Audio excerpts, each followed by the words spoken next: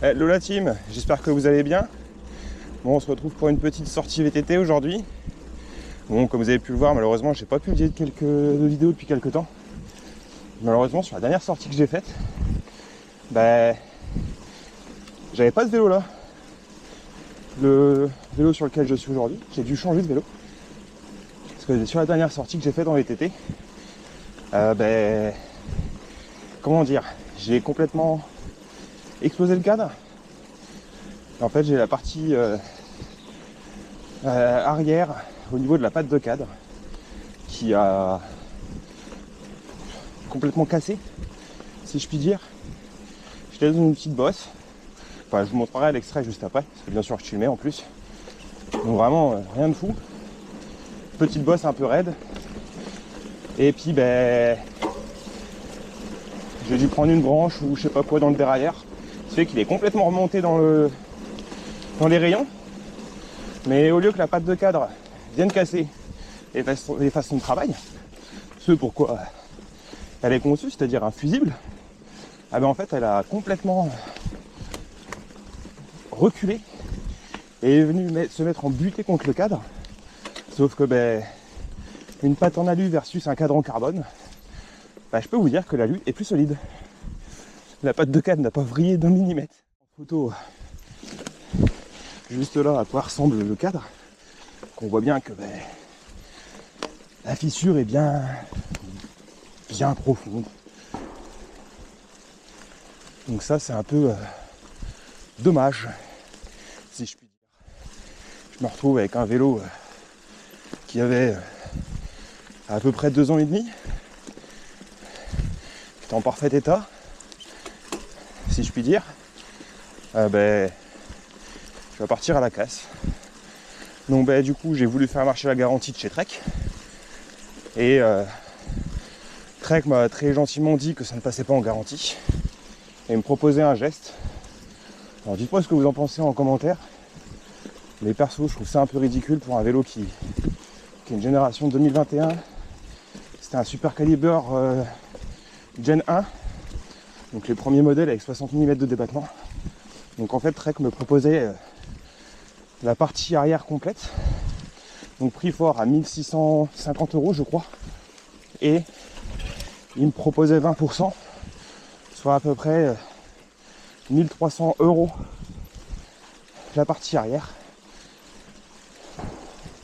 Perso je trouvais ça un peu abusé. Alors, on parle quand même d'un vélo qui a entre guillemets 4 ans d'âge depuis sa création, 2021, VS les nouveaux modèles qui sont assez récents. Enfin bref, je trouvais ça un peu petit comme geste. J'aurais pensé qu'ils auraient pu au moins aller la faire à 1000 € ou un peu moins. Là j'aurais été susceptible de racheter. Mais bon, à quasiment plus d'un SMIC, juste le bras oscillant arrière, j'ai préféré m'orienter sur un vélo neuf. Enfin, vélo complet plutôt. Donc j'ai trouvé cette superbe occasion. Un petit Epic 7 au prix de la partie arrière. En vrai, on va pas se mentir. Le vélo fait le prix du bras oscillant chez Trek. Donc j'ai eu à peu près 1700 €. Équipé avec une paire de roues alu. Une transmission SRAM GX mécanique 12 vitesses. Des freins SRAM Level Ultimate. Donc ça c'est plutôt pas mal. Ça j'en suis plutôt content. À voir si ça freine fort, je n'ai pas pu faire encore de grosses sorties. J'ai juste fait une petite sortie avec début de semaine pour le moment. Juste 20 bornes avec un pote histoire de s'amuser un peu. Donc là on va aller le tester un peu plus. On va essayer de taper un peu plus dedans, etc. Voir s'il va durer pendant. Et du coup au niveau de l'amorto et des suspensions, on est sur du 100 mm avant-arrière. Et à l'arrière, il y a la technologie spéciale aspect. C'est le Brain. En fait c'est une cartouche d'huile qu'il y a à l'arrière du vélo. Et en gros qui indique à l'amorto quand il y a besoin de se déclencher et quand il n'y a pas besoin de se déclencher. En gros l'amorto est quasiment tout le temps fermé. Et au moindre petit choc, eh ben, il vient s'ouvrir. Et l'avantage, c'est qu'en termes de rendement, ça a l'air plutôt répondant. Je sens que le vélo est assez rigide. Et dans les descentes et dans les bosses, dès qu'il va y avoir un gros choc, bah, l'amorto va se déclencher. Alors voilà, comme je dis, j'ai déjà fait qu'une sortie avec, donc je peux pas juger sur le long terme ce que ça vaut réellement. Ou même en course, parce que bah, j'ai pas pu le tester encore. Là, ça fait 4 jours que je l'ai reçu depuis là au moment où je tourne la vidéo. Donc j'ai pas pu le tester encore. Mais franchement, pour le peu de kilomètres que j'ai fait dessus, ah putain, j'en suis content. En fait, ce que j'aimais bien sur le Super Caliber, c'était le fait d'avoir peu de débattement. Ce qui faisait qu'on avait la sensation d'avoir un tout suspendu en descente, avec un vélo qui était entre guillemets relativement confort, qui permet de pouvoir envoyer en descente, et en même temps qui était relativement rigide sur le plat ou dans les bosses, qui permettait de ne pas avoir cet effet de pompage au pédalage vraiment horrible. Et en fait, sur ce Epic, avec l'amorto brain à l'arrière, on retrouve ce petit effet rigidité du vélo. Donc à voir ce que ça dit dans le temps. Mais ça peut être plutôt intéressant. Et ça permettrait d'avoir un peu plus de débattement. Parce que je me tape 40 mm de plus. 60 sur le trek. Et là on est 100 mm. Donc ça permettrait en descente d'avoir un peu plus de débattement. Tout en ayant un vélo relativement rigide avec la Technobrain. Donc ça c'est quand même une technologie qui est éprouvée chez Specialized. Hein. C'est quelque chose qui existe depuis des années et des années.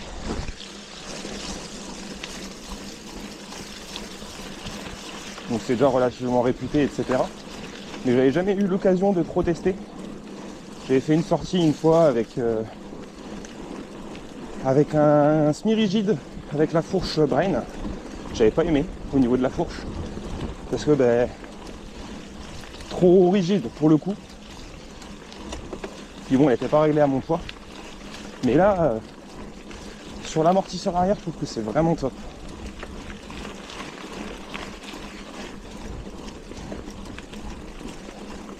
Bon, du coup, j'ai déjà changé dessus la paire de roues.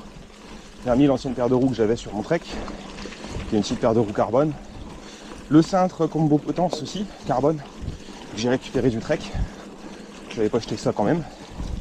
Et la transmission en SRAM GX Access. Donc toujours pas du T-Type, mais je pense que c'est ce qui va être monté dessus plus tard. Par la suite, soit un petit GX, soit si je craque, mettre un petit XX SL super light dessus. Ça pourrait être vraiment intéressant.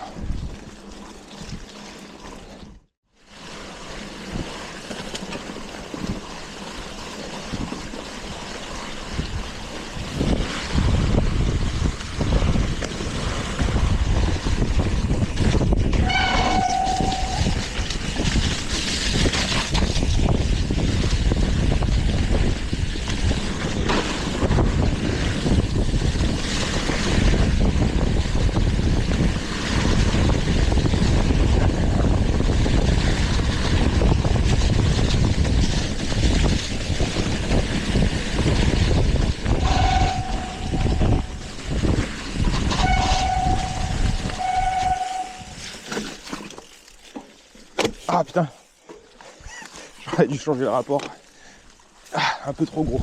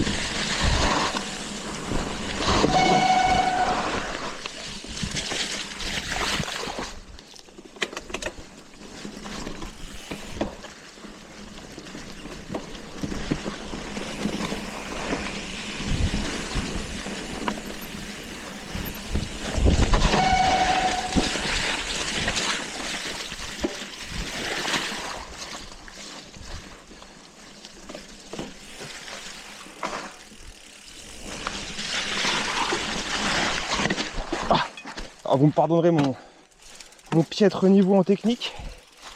C'est là, c'est la première vraie descente que je fais avec ce vélo.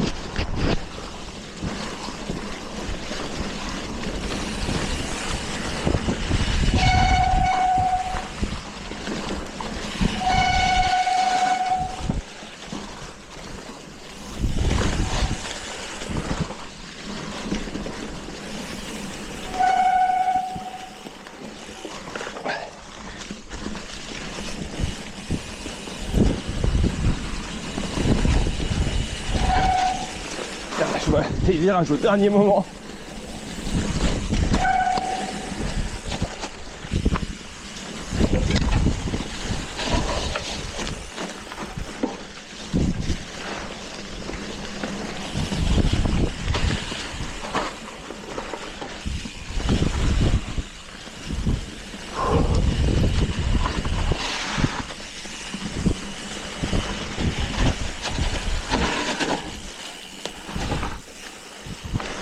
Franchement, il est vraiment bien le vélo. On va vraiment du lourd. Bon, descendre là, je pas envie de rentrer tout de suite. On va encore rouler un peu, quand même.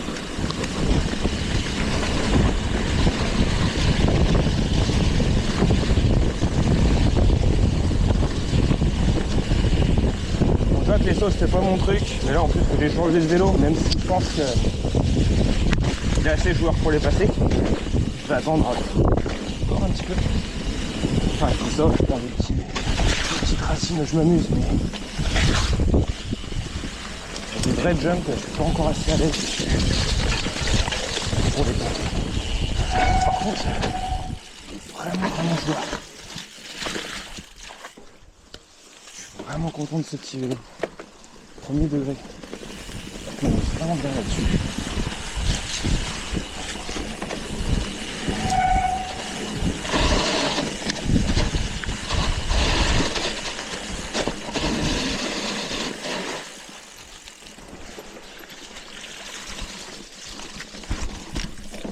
Hop là. Juste que je change les poignées parce que putain, elles font mal aux mains sa mère.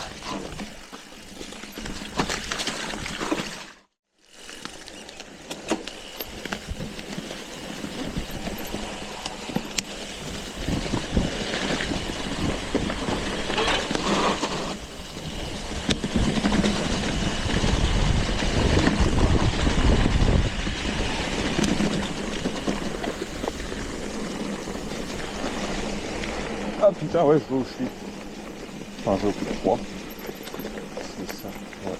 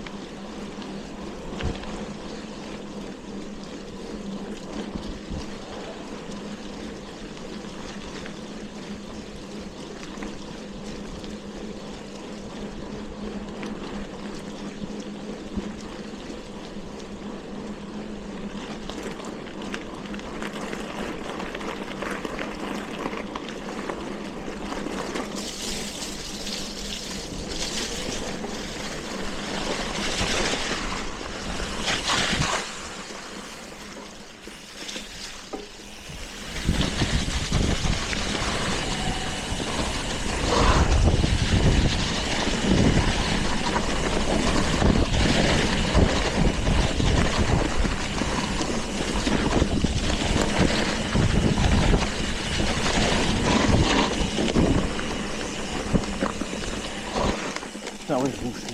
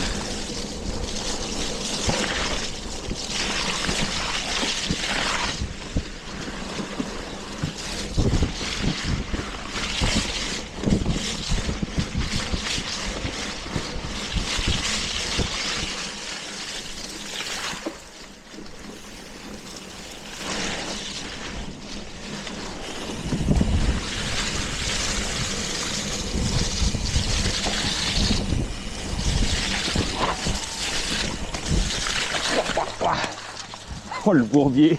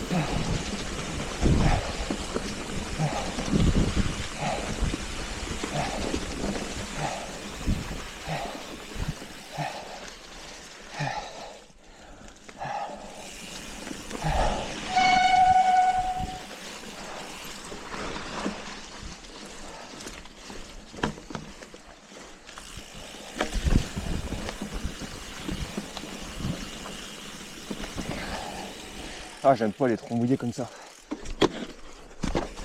Ouais, voilà.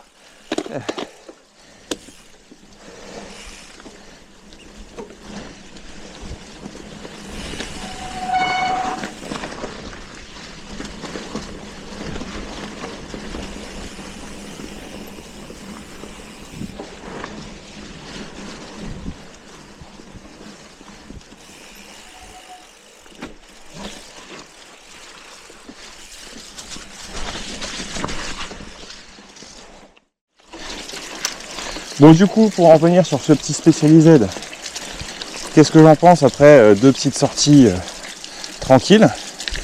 Bon, j'ai pas encore complètement tapé dedans à fond, j'ai pas encore cherché à pousser ses limites, mais en tout cas, de ce que je ressens dessus, ben, je me sens limite déjà très bien dessus.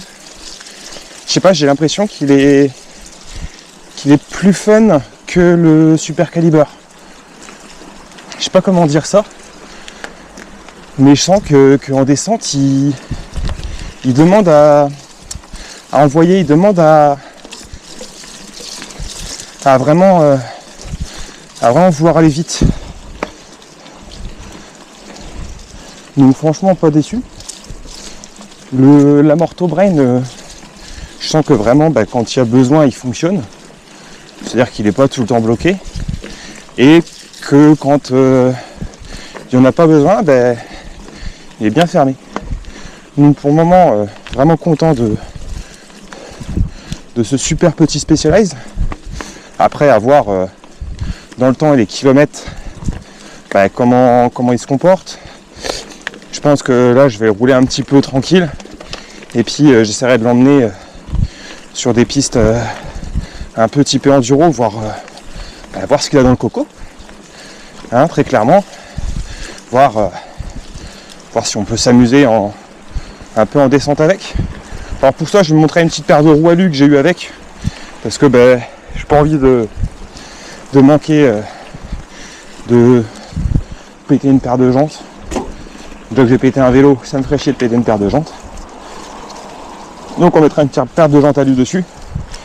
Puis avec un pote, on ira faire un peu d'enduro.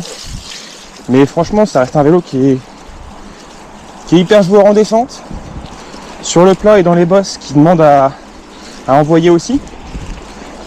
Donc j'ai hâte là d'être la saison pro et de tester ça en compétition. Voir si le rendement est présent. Puis bon, il faudra aussi que le bonhomme soit à la hauteur. Ça c'est une autre question. Et c'est limite le plus dur à faire. Mais bon, sur ce, je suis très très content de ce vélo. Franchement, c'est une vraie bombe. Et pareil, en termes de poids, je m'attendais à ce qu'il soit plus lourd que ça. On est en dessous des 11 kg, je trouve. Faudrait que je le pèse. Mais normalement, de base, il est à 11,5 kg. Et je pense que là, on est en dessous des 11 kg avec la paire de jantes carbone, le cintre carbone. On a dû gagner facilement, je pense, un petit kilo, si ce n'est pas un peu plus. Donc sur ce, je vous souhaite une bonne journée et ciao.